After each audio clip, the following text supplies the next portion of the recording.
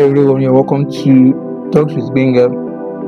Today I'm going to be showing you how you can set up a competitive scholarship application, how you can make your own scholarship application to stand out, how you can go about to set up a competitive scholarship application that will stand out from the rest. So if you are new here, consider subscribing. I post content on studentship, assistantship, and scholarship.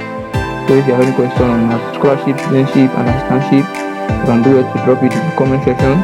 I'm going to respond to it and possibly make a video concerning it. So today, I'm going to show you how to set up a competitive class application. The content of what I'm going to be discussing today will be centered on filling the application form, writing a good SOP, writing a constructive CV, choosing references, submitting applications, and others. So the first one I want to talk about is how to fill your application form. Filling the application form. I want to talk about filling the application form. The first thing about any scholarship is that there are always application, how to apply, how to go about and apply. So the first thing you need to know is the first thing is you read, dedicate your time, enough time to read about the application, the scholarship, read about it, know the do's and the don'ts, know the terms and conditions, So the first thing is to dedicate your time to read about it. And as someone applying for scholarship, you have to have a goal. You have to have a goal. The plan concerning scholarship. You don't just apply anyhow for any scholarship like that. You have to have a plan. Maybe you are going to UK and you are seeing scholarship from US. That means that scholarship is not for you. If you have a plan of going to US and you are seeing scholarship from UK, that means that scholarship is not yours.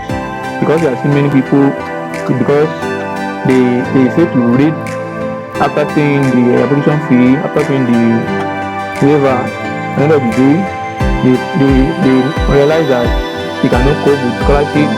It's not aligned with what the plan they have for their life, maybe the future plan, their goals, the career they want to become, and the life. So the first thing is because you're trying to read. Another thing is that when you are reading, you know whether you are eligible or not. You must answer the question first. Eligibility criteria are clearly stated in many of the scholarships. So the first thing is instead of just applying, filling the form, check out for the eligibility criteria, and from there you know that whether you are applying or not, maybe your course of study, what the course you want to study, if they are there or not, you will know. If you are applying, maybe the grade criteria will wait, maybe you apply, you are qualified with that grade, you will know. Another thing is that you look at documents required and get them ready. The documents required and get them ready. We have many documents. I'm still going to do a video on this, so make sure you subscribe. So we have many documents that, especially your student transcript, your passport, your visa, your other documents that they are important too. So look at the documents required, and if you don't have them, get them ready. If you don't have them, get them ready. And if you know that you cannot get them ready before the closing of the application, that means that you don't have to apply. Just wait. Some scholarship are yearly. You know that maybe some scholarship you can apply every year, maybe between January and March. Some are between September to November. So that means that you can just get your document ready for the next year application. So the next thing is that make sure you have your document ready before you start your application process, before you start filling the online form. So that is it. And the next thing is that you do not need to fill the application form at once. Relax, fill it carefully. This is the mistake of many people. They rush through the application form, writing the essays, answering the questions there, filling out the forms. They rush through and try to fill the application form at once. They make errors along the line. They have graphical errors, all those errors, writing of essays that are incorrect. Some tenses have issues with the tenses and the likes.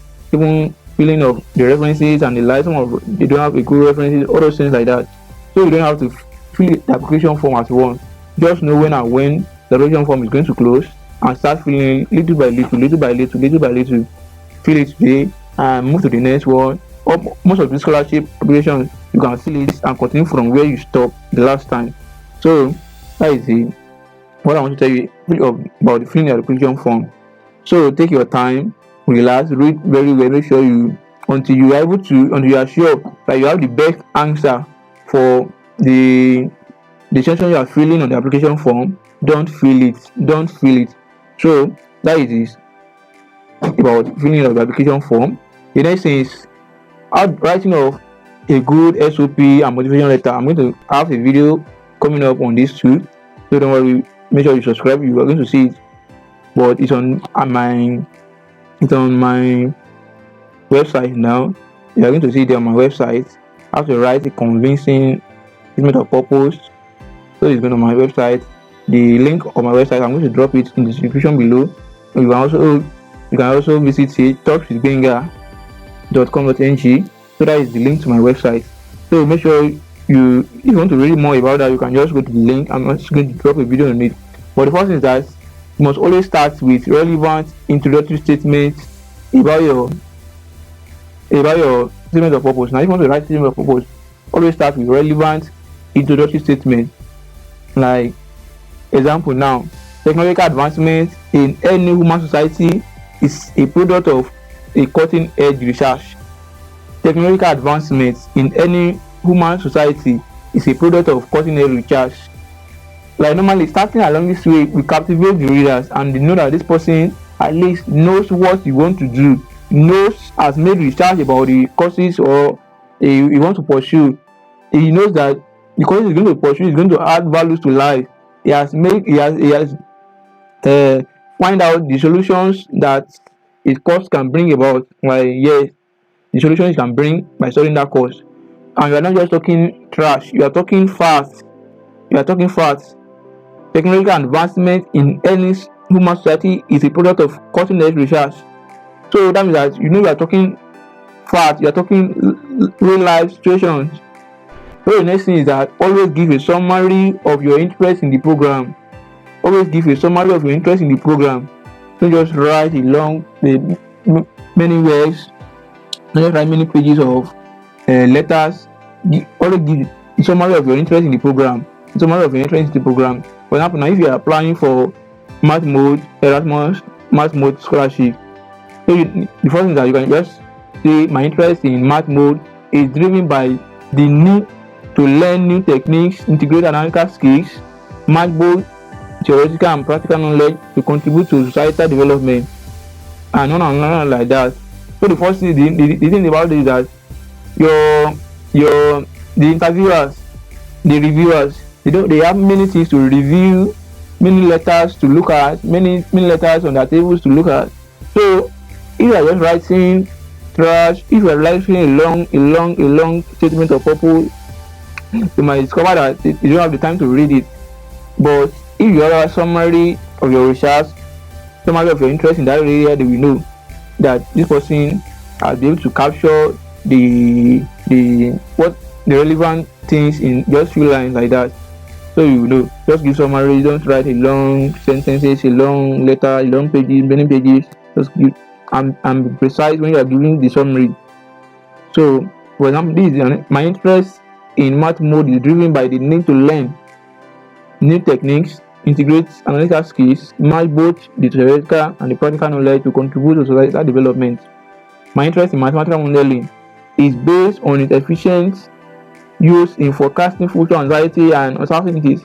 So by this, the people already know that this person is serious and knows what he's doing. So even if you captivate them to read more about your work instead of just dropping it like that, because the first two lines, the first paragraphs of your statement of purpose determines whether the interviewers or the reviewers will go ahead with maybe to read or just trash your application, your SOP like that. So the next thing is that considering the SOP, you have to give a concrete example. Don't just generalize. Generalization is not encouraged. Give concrete examples. That means that before you write SOP, you must have made research about the field you are into, about the scholarship, about the field you are into. You don't just generalize. You Don't just say people are sick everywhere and then no. You can give facts, you can give concrete examples, like maybe according to the World Health Organization now, according to the World Health Organization, maybe 2 out of 10 people get so disease like that. We are talking about facts. You're not just generalizing that many people get this particular illness and the like. Don't generalize. For this is an example. Now, for instance, mathematical modeling can assist the governments of the nation in making evidence-based decisions for sustainable policy development, risk mapping and assessment, improve emergency response and reliable forecast for future planning. This is not just talking about generalization that mathematical modeling can assist government in that, for example, now, like, it's not just saying that mathematical modeling can assist governments in many areas. No, this person is, you have to be specific. You have to be specific. You have to be specific. Not just that mathematical modeling can assist governments in many areas, and you are just talking, you're just generalizing. No, be sure in making evidence-based decisions. That means that you know, and not just decisions alone, making decisions alone, but for sustainable policy development. So don't generalize in your SOP. The next thing is give further information about your interest. Even though I said earlier that you have to write summary, but at least your summary must be detailed enough.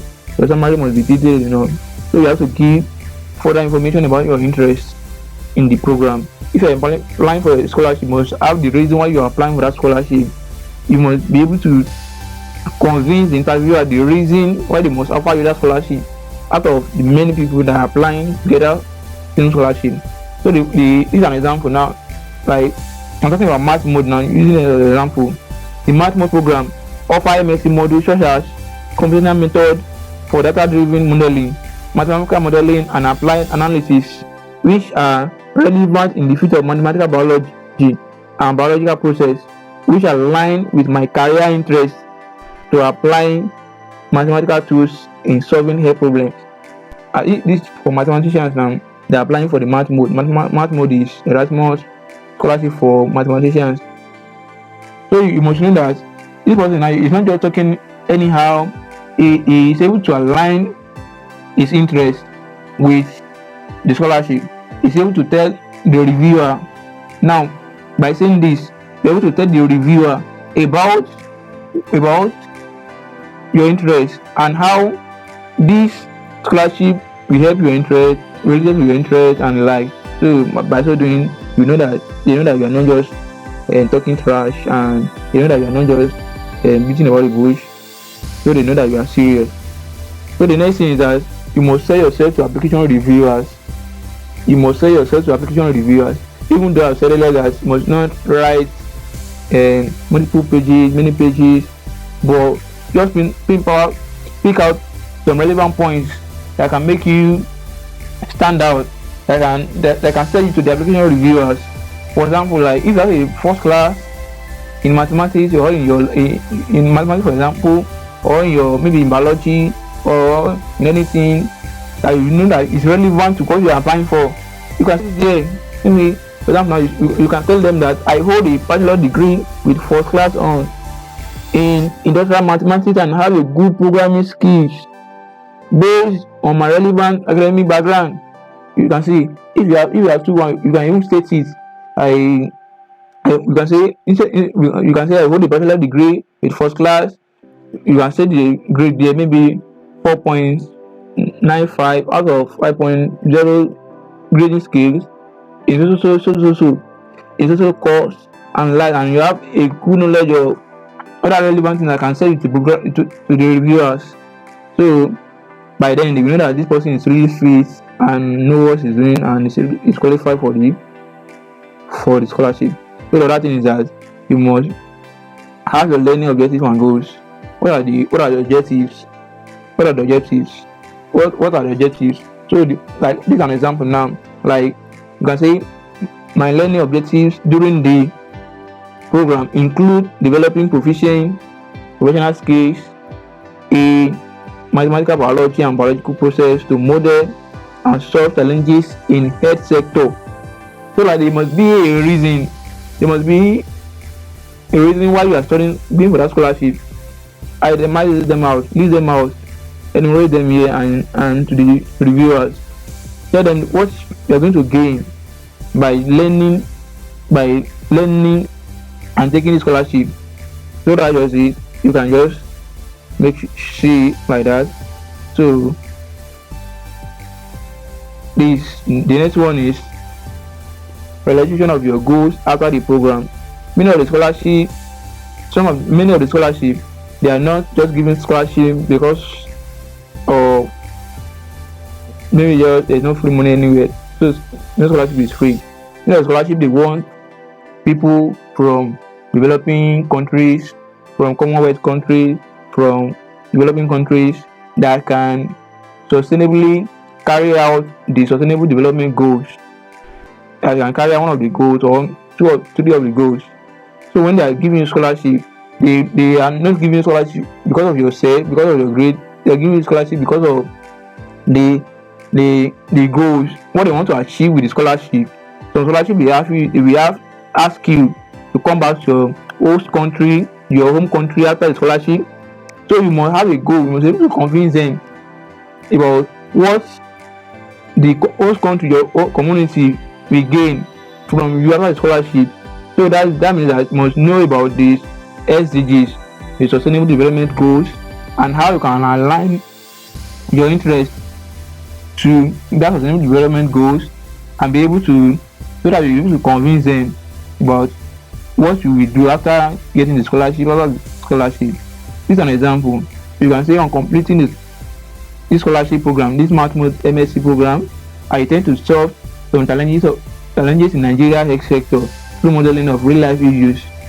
This will largely improve the health status and general standards of living of the people in my home country. I see myself becoming an internationally renowned applied mathematician who will be committed to solving health-focused developmental challenges, particularly in sub-Saharan Africa. So that you say about this. So the next thing is that give a good concluding remark. Give a good concluding remarks. This is an example now. You have to conclude very well. I strongly believe that bagging the Math Mode MSc degree will equip me with necessary skills to achieve my long-term career goals, which align with the objective of Goal 3 of the United Nations Sustainable Development Goals. That means that you have to know. Goal 3 is talking about good health and well-being. You have to know all the goals in the Sustainable Development Goals. The poverty, zero poverty, zero hunger, all those, no poverty, zero hunger, and the life, good work ethics, life below water, life, all those things like that. You must know them. They're about 17. So you try to look at them. And the last thing is that don't plagiarize. Even after giving you admission, they can withdraw the admission if you plagiarize. So don't plagiarize in your own interest. Don't just copy and paste. You can modify it. You can to suit your own. Don't just copy and paste. Don't plagiarize. We have online tools like Grammarly, like Quiboot, and many other things that at least if you want to write it by yourself, you can just at least they will help you they will help you maybe to change English, to paraphrase and the likes. So you can use all those. We have many of them, Grammarly, Quiboot, and other online platforms that can help, my websites and platforms that can help you even to paraphrase and paraphrase very well, so that you will know. Do not plagiarize. Just copy and paste or submit. Have people to work. So that is that. So let's move on to CV now. The CV, if you are applying for any scholarship, try to look at the website, the eligibility, the criteria. Maybe they have a particular format of their CV. For people that are applying for most scholarship in Europe, they have Europass. So just go to Europass website and just input it there, and then you can download it for free. It's free. the scholarship, the CV there. So CV carries important points during scholarship applications. So make sure you fill it very well in the required or the stated format. Carefully itemize your contributions under your work experience. Don't just write anything anyhow. Your CV should not be don't tell them many things about yourself. Just input relevant things, things that are relevant to your scholarship application. So carefully itemize your contributions under your work experience. Your contribution under your work experience. Maybe you going to volunteering before is very good. Volunteering can help you too. If you have worked before, anywhere you've worked, make sure you itemize them, but make sure they are relevant to your application. So the other thing is that you include only relevant information, as I said earlier. Include only relevant information and skills. For example, if you have any skills that you know that is useful, so the course you are going to study, you can include them in programming, your publications, the conferences and the workshops you attended, your relevant award and honors, and especially volunteering. And the next thing is that you have to reconstruct your own CV to suit your application. Don't you just use the same CV you have been using for other applications to apply for every scholarship. No, try to reconstruct the CVs to suit that particular application. So the next thing is about choosing references. For references matters a lot. Don't just choose any referees. Usually choose academic referees and if possible professors and doctors. Don't just choose ordinary lecturers. Choose at least minimum of doctors to write referees for you. It's so that it is better too. And not just choose anybody. Use academic referees, especially doctors and professors. And the thing about it is that try to, when choosing referees, choose someone that knows you very well. So it must be a person that knows you very well, that can write a very good thing about you, and you must know how. Normally, you must be able to know that this person has known you for a long time. So, and then don't just write few sentences. Your referee should not just write few sentences. That is not encouraged. And though I said earlier that you choose professors, but at least the doctor is still key too, but not below doctor. And try to tell them to respond on time. Most of the scholarship now, they will saying you're not going to be aware of the references. You just send an email to your referee to submit on your behalf the references. So make sure you tell them that the scholarship application is going to expire between this and this, and try to follow it up. Try to follow it up as their response to it. So the thing about it, let's continue now. We now talk about submitting your applications. As I said earlier, don't rush. Don't just try to fill the application at once. So don't rush to submit. Make sure you take note of the deadline, but don't just rush to submit. Only take note of the deadlines, and make sure you check your work very well, because it is what you garbage in that will be garbage out. If you submit rubbish, if you submit something that is full of grammatical errors, if you submit something that is not readable, you are very sure that you are not going to qualify for the scholarship, because we have many people that are applying for the same scholarship. So make sure you read through your work. Make sure you read through your application. Make sure you fill it correctly. Make sure you are sure that you fill it correctly. Make sure you are sure that you fill it correctly. Another thing is that you can always give people to proofread for you your essays. Give people to proofread your essays for you. Maybe they are full of grammars, grammatical errors. You can able to correct, and you can also use Grammarly and some online platform to proofread. But if you are friends, you can give someone or some English experts, some language experts to read your essays for you and proofread for you. Another thing is that you must follow up on your references. Try to follow up on your referees and know how they are doing, maybe they submitted or not. And the next thing is that you read before you finally submit your application. You read and read before you finally submit your application. So read, make sure submit, make sure you've read over and over again before you finally submit your application. So the concluding remarks now. Make sure you take your time to read about the program. Don't just apply for any scholarship. Read through, maybe you are qualified. Read through, maybe you have the required materials. Maybe there are things you still have to get. Read through before you start applying. And when you are applying, make sure you read before filling any session. Make sure you read. Another thing is that relax, spend time in filling your application form. Don't rush submit. Don't rush in filling it. Don't just fill it the day. Don't fill it even a week. Make sure you know. You have a time, just do it and that's it. Fill it. And the next thing is that when you are writing your CV, be constructive. In your writing your SOP and motivation letter, be constructive. Try to generalize. Try to include summaries and relevant information alone.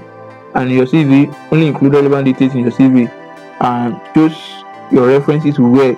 You must be people that knows you. You must be people that can say know you for a long time, that can write something good about you, and something that it must be people that you have a good rapport, a relationship with. Not people that knows that you are not, that cannot write anything good, that cannot vouch for you. And another thing is that before you submit your application, proofread, read over and over again, especially your essays and CV and likes. Make sure you read over and over again. So by then you have a good scholarship, a competitive scholarship application. So if you get something from my video today, kindly like, subscribe, comment. Kindly like, subscribe and comment. And if you have any question, make sure you drop it in the comment section. And if you have anything, make sure you visit my website to talkwithbenga.com.ng, and I will see you in the next video. Thank you.